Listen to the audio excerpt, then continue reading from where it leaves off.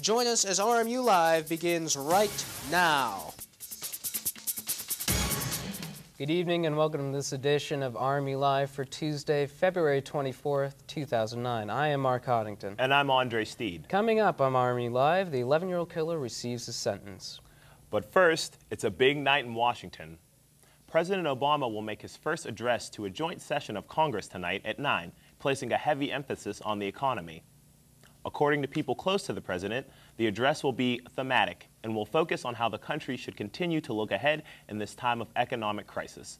The speech will be his first to Congress since the passage of the stimulus bill.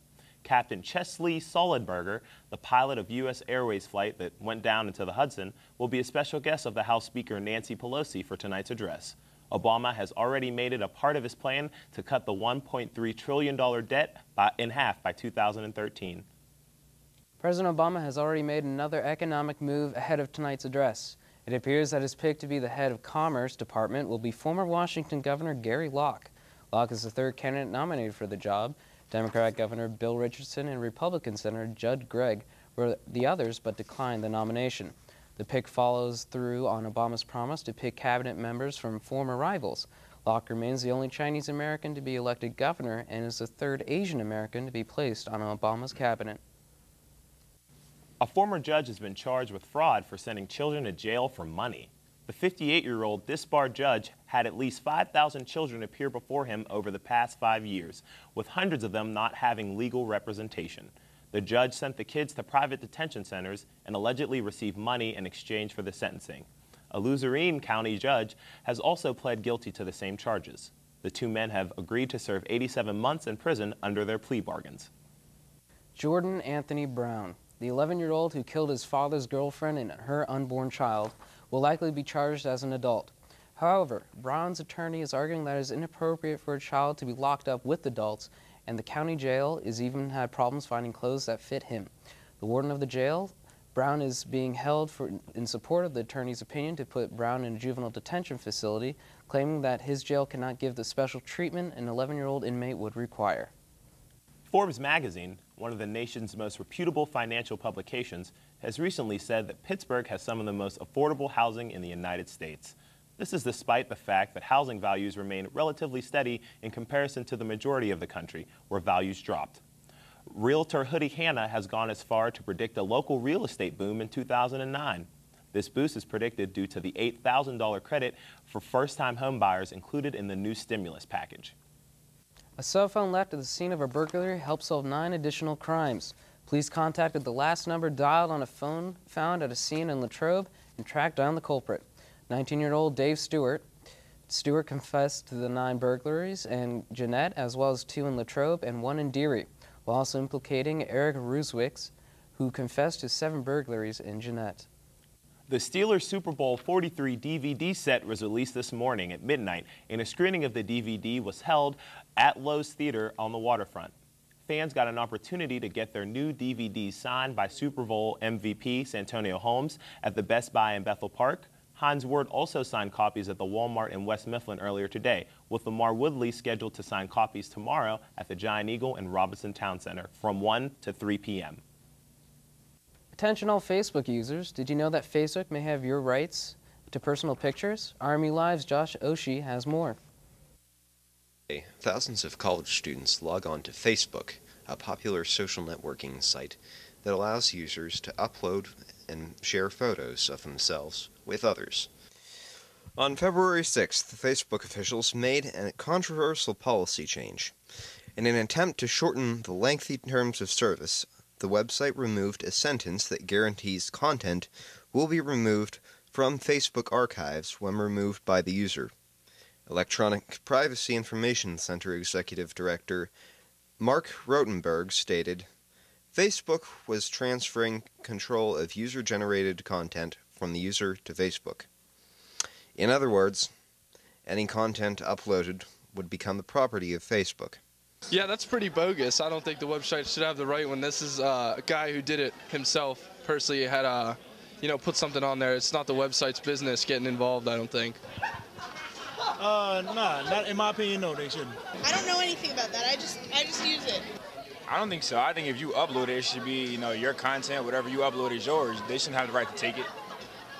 The website's just like a venue for that guy to express himself. And I think that this is kind of late for Facebook to decide. They've been kind of up for a while now, and they should have thought about this before. Reporting for RMU Live, I'm Josh Oshie. Thanks, Josh, for that excellent report. And coming up after the break, talk of nationalizing banks in North Korea has a new missile deployment. Plus, we have your 5-day forecast. But first, let's take a look at what happened in this day in history. Nuts.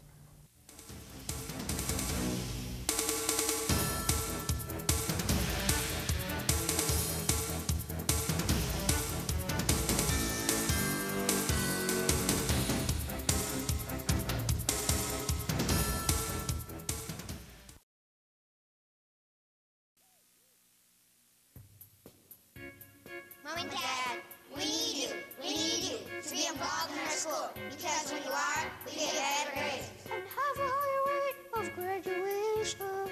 It could be as simple as stopping in to read haiku. Hey, we're not demanding like your boss, but we need you to be involved in our school. And maybe even get us a pony. Hear what your kids are saying. Get more involved. Join your local PTA. Passing gas around infants can be deadly. Passing gas releases a toxic fog of ammonia and hydrogen cyanide, which can be especially harmful on an infant's developing lungs. Passing gas can even contribute to sudden infant death syndrome. Kids shouldn't be exposed to secondhand smoke. Don't pass gas, take it outside.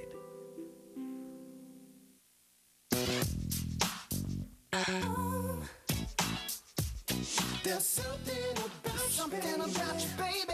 I can't get enough. There's something about you, baby. I got you looking at me, I'm gonna call you bluff. There's something about you. The smallest moments can have the biggest impact on a child's life.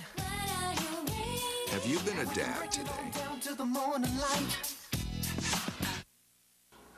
Well, I have to say the numbers are really good, and pretty much everyone loves every aspect of the show. Right. But the network's telling us that we have to get a new female anchor. A new female anchor? Any ideas? Yeah, I'm trying to think.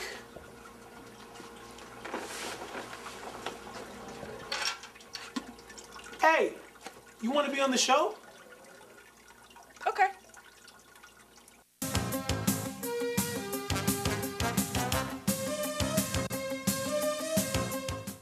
FBI Director Robert Mueller has recently stated that terrorist attacks which recently occurred in Mumbai and Somalia could happen here in the United States.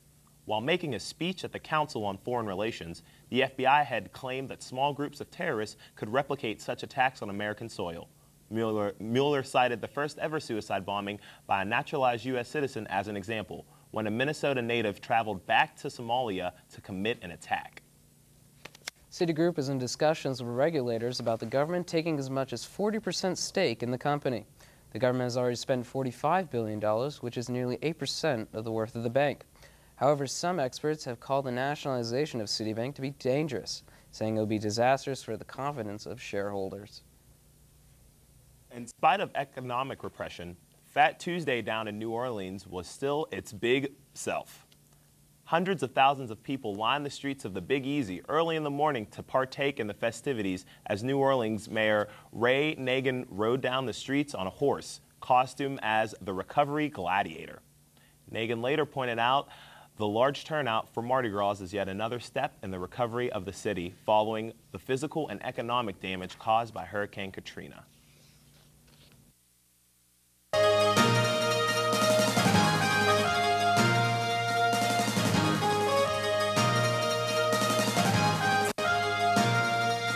South Korea has told American officials that North Korea has developed a new type of medium-range missile.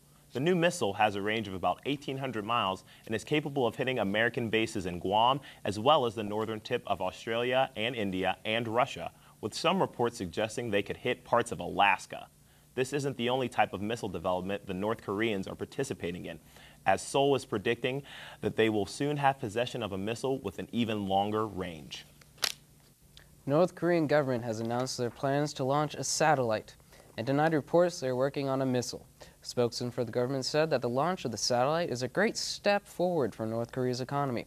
The debate over whether exactly the North Koreans are developing a missile or a rocket comes at a time where tensions are incredibly high between the previously warring nations. After 47 years, Cuban cigars may finally be legal. Senator Richard Lugar, the ranking Republican on the Senate Foreign Relations Committee, said in a letter that the unilateral embargo on Cuba has failed to achieve its stated purpose of bringing democracy to the Cuban people. The embargo, which was initiated in 1962, also limits travel to Cuba. President Obama has stated that he is willing to meet with the leaders of Cuba and other countries who do not have diplomatic ties with the United States.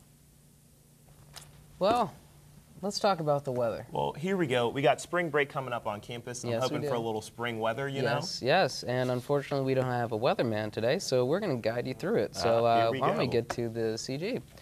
Temperature, 29 degrees. Ooh, with a dew point at 11 degrees Fahrenheit. And a humidity of 39% and a pressure of 30.38. Now we've got winds at north-northeast at about 7 miles per hour. Yeah.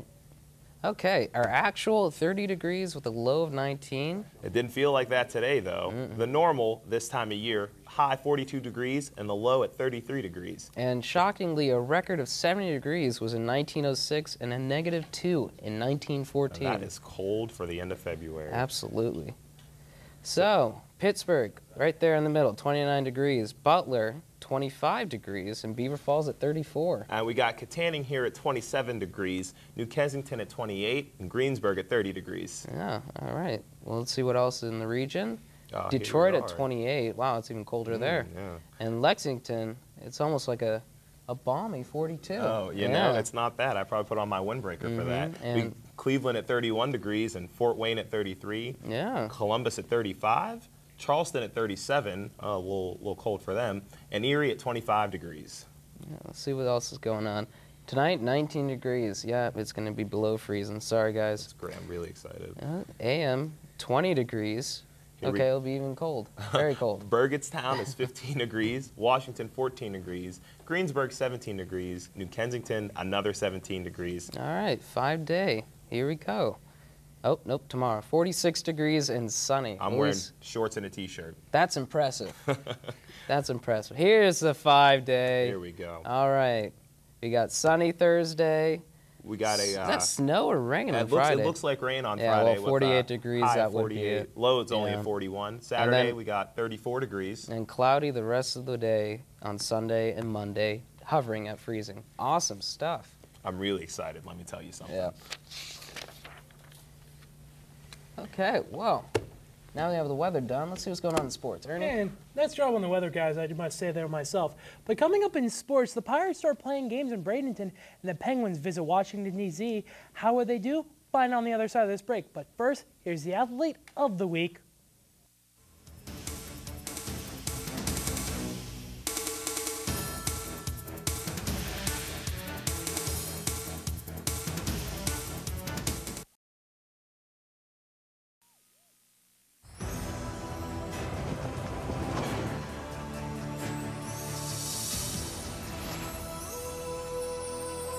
Impossible. When you open a book, you can explore new lands, meet new friends, and discover new adventures. There are amazing possibilities when you open your mind to reading. You can log onto the Library of Congress website and let the journey begin. Global warming. Some say irreversible consequences are 30 years away. 30 years? That won't affect me.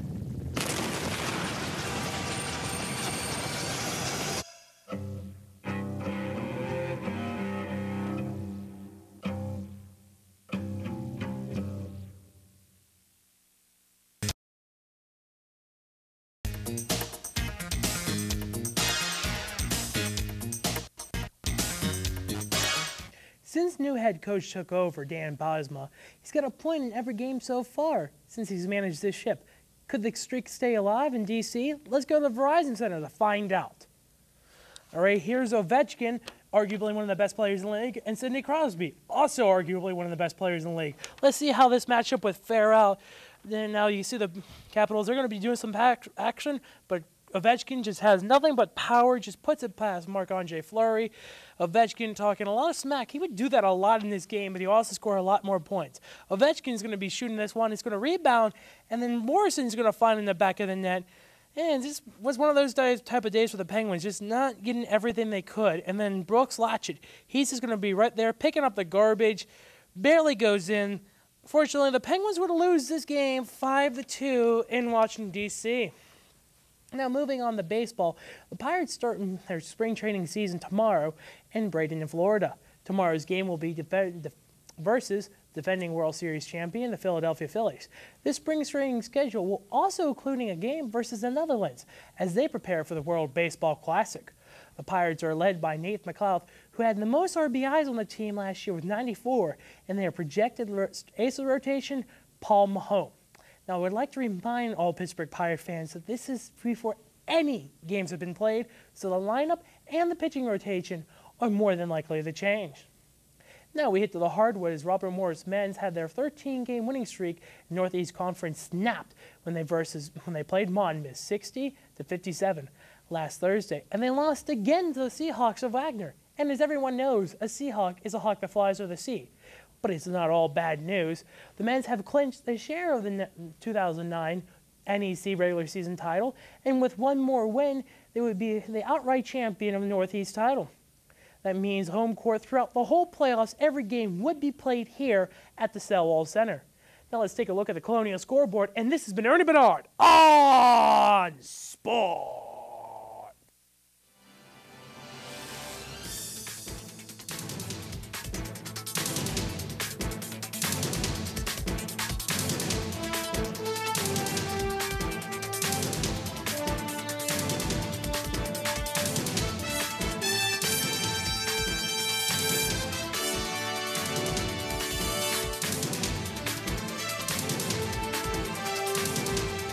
Now it's time for a segment we call the Baginski Report with Chris Baginski. Chris takes an article from our news partners at the Century and sounds off about it. The opinions expressed do not directly or indirectly reflect the views of RMU-TV or the Academic Media Center. Here's Chris. As somebody who is big into rock music, it's sort of depressing to see how the current American music scene is. I've always said I'd fight to the death for 3 bands: Pink Floyd, Oasis, and Radiohead. What do those 3 bands have in common? They're all British, and the Brits have had us Yanks beat when it comes down to music since the 1960s, when the UK had the Beatles, the Rolling Stones, and the Who. Moving into the 70s in the big bands of punk rock, I'd take the Clash over the Ramones any day of the week. But the problem nowadays is how the music industry works in this country. Why is it that country music seems to sell better than good American bands such as the Strokes, Queens of the Stone Age, and Kings of Leon? In fact, Kings of Leon does better in England than they do here. Come on, folks. Start supporting our good bands before all we've got in this country is Fall Out Boy. I shudder at the very thought. On Sunday, the 81st Academy Awards were held, or I like to call National Why Am I So Poor Day. And the big winner was Slumdog Millionaire, which took home 8 awards. Kate Winslet also took home an Oscar for Best Leading Actress, but the big story was the late Heath Ledger being awarded the Best Supporting Actor award for his role as the Joker in the blockbuster film, of course, The Dark Knight, becoming the first actor to be ever posthumously given the award. That's all for this edition of RMU Live. For Ernie Bernard, I'm Mark Coddington. This is Andre Steed. How's it going? Hope you have fun watching us, and have a good night.